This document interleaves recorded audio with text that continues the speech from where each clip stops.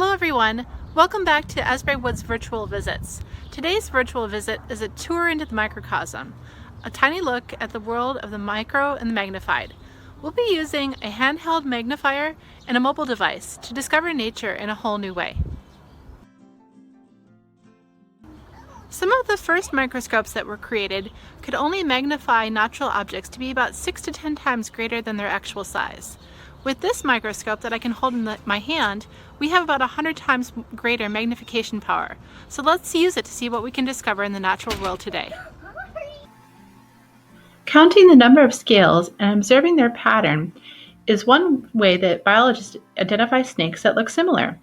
These scales are easy to identify though. They came from our black rat snake, George. With the help of magnification, we can see some of the veins of this feather. Those are tiny parts that help this turkey feather to hold its shape. Veins act like the mast on a sailboat that holds the sails in place. The underside of this shell fungus contains a whole other world. It's a microhabitat for insects, mites, and spiders.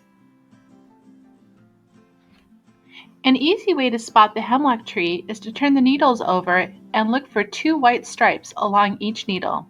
These stripes are visible without a magnification, but they sure look cool this way, don't they? Have you ever wondered why evergreens grow pine cones? Pine cones produce, store, and disperse the seeds of the tree. You can see the woody scales that make up this pine cone with the help of the magnifier. Each one of those scales stores 2 seeds. Pine cones hold hundreds of seeds. Check out the lumpy, bumpy skin of this American toad. Those bumps are actually glands that are part of his natural defense system. They hold a toxin that make him taste not very good if an animal tries to eat him. This humble patch of moss looks amazing under the microscope. Mosses are primitive plants. They don't produce roots, flowers, or wood. Instead, they use wind-blown spores to reproduce. With the help of the magnifier, we can see some capsules where the spores are stored. Even on rainy, cloudy days, this dandelion flower brings us some rays. Dandelions are members of the daisy family, one of the largest families of flowering plants on Earth. Which photo from the microcosm surprised you the most? For me, it's the moss and the dandelion.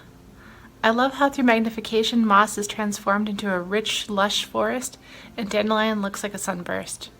I hope this virtual visit has inspired you to take a close look at nature, whether it's through the lens of your favorite camera with a magnifying glass or your own quiet eyes tuned towards the natural world around you. There's so much to discover. I hope you can find it. Until we see each other again, have a great day.